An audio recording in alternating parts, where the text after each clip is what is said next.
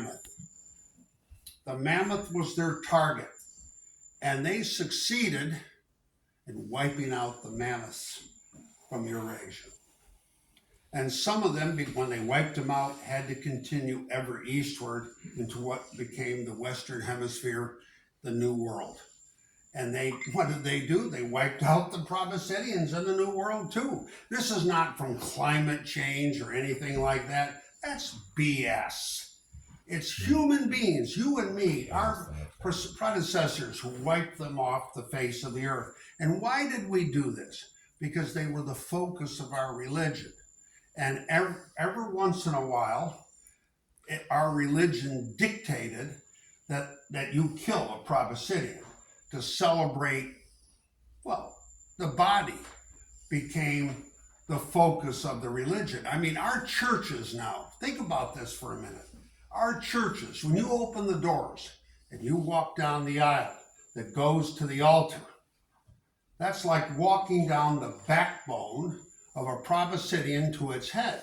And to either side, the pews, the right-hand side, the left-hand side, those are the ribs of the Proboscidean. At least that's what I believe. I know you consider this a little bit far-fetched, but in fact, this has been celebrated for 30,000 years. This Proboscidean, the body of the Proboscidean is bilaterally symmetrical, has been the church of these early people. And killing this animal periodically brought human beings together. Intensification right. You can find your spouse in the other part of the band of the Clovis tribe that's brought together in the celebration of the religion. You find your spouse. A woman finds her spouse.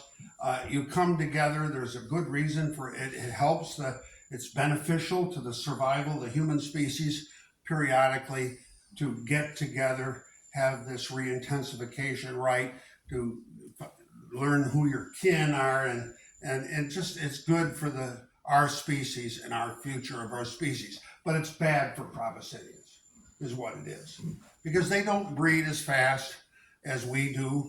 When we have 1,000 children, they only have 400. They live to be about our same age, 60, 70 years old, 70. Their teeth wear out, and here we are killing these animals.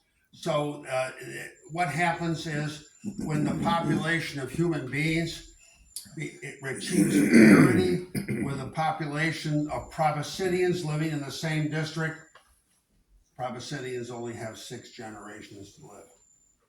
We wipe them out, and we did wipe them out. And we learned how to wipe them out. And there was a whole series of things we had to know to wipe them out without getting wiped out ourselves. Because this was the largest mammal, the mastodon or the Columbian mammoth, that ever walked the earth. And it's 20,000 pounds. You got to know what you're doing to kill such a huge animal. But the technology of how to go about it had been perfected at an early time. You sever the Achilles tendon. I mean, you don't go up and throw rocks at them as a shown in National Geographic. You don't throw spears at them, and just hope you get lucky. You can't do that. That's suicidal. That's ridiculous is what it is. You got to be more intelligent about it, and we're intelligent. So we know how to do these animals in. Maybe we lose a few, but still we know how to do them in. Well, anyways, that being understood, when did this all begin, this killing of the Proboscideans? About 30,000 years ago. Where did it begin? In the Altai mountain region of central southern Siberia.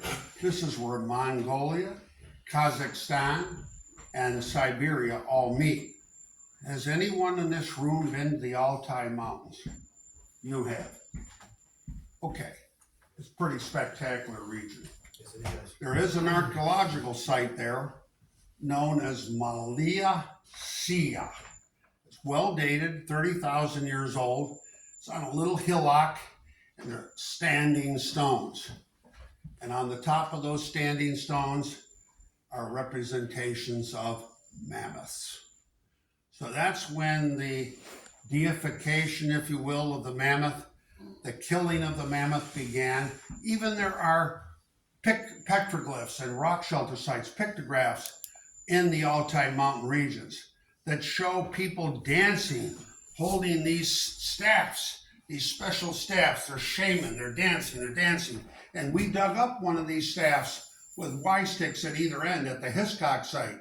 So we actually have one of these staffs used by Clovis people, of course, that looks identical to the ones in the Altai mountain region, a site there. But what else do they show? They show people wearing hats. And what is the shape of the hat? It's dome-shaped. Now, why is that important? Well, in the handout that I gave you,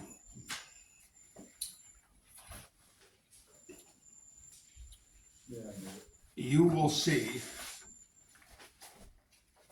a copy, a crude copy, but still a copy, of a meter-wide engraving, or painting rather, on a cave in south central France called Pechmerel. And it's of a mammoth. But look here what they did. They drew it by paying careful attention to drawing the dome-shaped head, and then continuing the outline down to the rump. Some real skilled artists like Matisse or Picasso put his stylus down and then just continued the line, drew it one continuous line, and then filled it in underneath. Underneath didn't matter all that much, but what mattered was the dome-shaped head. Mammoths have dome-shaped heads. Of all the proboscideans, the head is dome-shaped, beautifully dome-shaped. So, come to the new world, knowing that in the old world, art is represented with this dome form is terribly important, especially for people who are practicing this proboscidean religion. And then come to the Hiscock site, this Clovis site in western New York State, and here's an adze made of ivory, this number 2 in your handout. And notice it has a dome-shaped head. This adze is a representation of a mammoth, but it's at a site that's only 13,000 years ago where mastodons were killed, but this could actually be an heirloom piece. Maybe it's 1,000 years old. I don't know. I've never radiocarbon dated this adze. There were 4 of these adzes lying in a cluster in the grave goods with a shaman who was buried there on a sled burial with a dog. And here, look what she had, a dome-shaped representation in the old world style of a mammoth. My God, it's an unbelievable artifact. Well, yes. Dr. Gramley, what kind of dog do you know? Carolina dog? The dog at Hiscock was a breed which was medium to large breed, and the dog had been killed and butchered, and it lay next to the sled. That's all I can tell you. And poorly dated, almost intentionally poorly dated, at 5,000 to 6,000 years old, but no one believed the dog was that age. Okay, so with those facts in mind, look at the third thing in your handout. This is a third molar of a mastodon. You know, mastodons have an eruption pattern in their mouth. The third molar, which is like our wisdom tooth, right, which comes in on our jaw between 18 and 24 years old, but their particular tooth erupts when they're like in their 40s, because this is the last tooth to erupt in the proboscidean's jaw, with mastodon's jaw. And when this tooth wears out, well, you can't buy Gerber food at any store. They're going to die because they can't chew up their food. So here's the last tooth. But I want you to look at this drawing of the tooth. To me, it's very suggestive already of a proboscideans. Here's this anterior root, which is forward in the jaw. And that root becomes, when they make a figurine out of this becomes the trunk and tusks of a proboscidean. And then you've got the cusps and these other roots, when they're ground flat, which is what they do when they're making figurines of proboscideans, these become, they resolve themselves into front legs and hind legs. Okay? So, now, here's the thing. They take these ancient people at Lower Blue Lick, are taking these mastodon third molars and grinding them. And what are they doing with these things? They are turning them into, here's the figurine that gets made from this ground flat third molar. But notice the head. It's domed. Even though this is a mastodon tooth, and mastodons do not have domed heads, here they still have a domed head in the manner of a mammoth. So the canons of old world art are even applied to proboscideans in the New World who don't have domed heads. So that is equivalent to saying old world art, Ice Age art, is introduced into the New World art and the New World Ice Age art without any alteration whatsoever. Meaning that old world art is New World art in this early period, at least for this particular canons and these representations of proboscideans. So that's my crux of the point. Here's a good view of one of these 6 proboscideans with a domed head, that these figurines that I found in the collection were found in 1897, 99, had lain in that museum these 125 years with no one recognizing these things. Can you imagine? How many times have I heard that people came into the New World and they had no art whatsoever? They left that all behind. They had lobotomies, I guess you'd have to say. Man, they didn't have any lobotomy. They brought in their art from the old world and fully intact.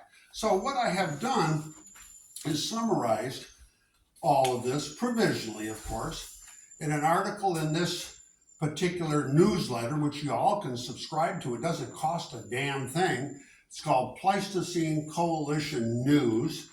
And this volume 85, which is the most recent volume, has my article about this argument that I'm presenting, that old world art arrived in the New World without any alteration whatsoever.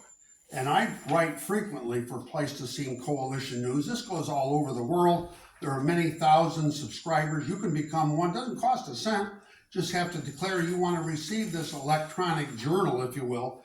And this is no substitute for writing in a proper scientific journal or writing a real report that you can buy here, from me at Kentucky Dam Shop on the table. I'm still going to do that, but I provisionally, at least, I got to tell people the shtick that we're finding already at Lower Blue Lick. So this particular thing about Ice Age art, well, I'm going to pass this around, have a look at this, of course. That's just a Xerox of it. It's a major discovery. That's all I'm going to say. Now, that's what we're doing in the museum collection. But don't forget, we bought the site, and we're doing some test pitting now. And I'll tell you what, we're making some discoveries. You bet we are.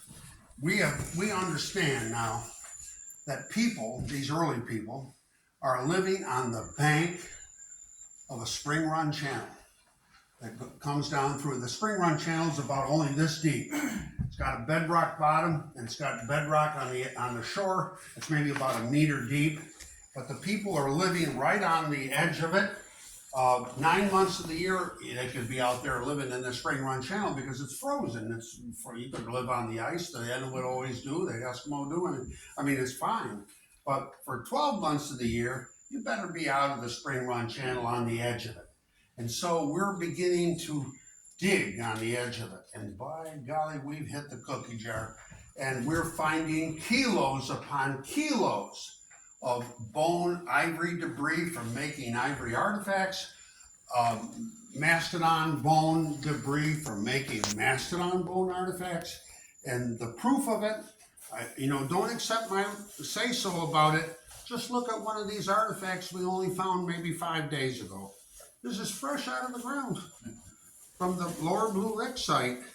Some of you have already seen it, and I have to be real careful with it, but it's a piece of Proboscidean tusk stained black. And they're beautiful things when they come out of the ground. And look here, there's a socket cut into the end of it. A socket. You realize how, if I can just pass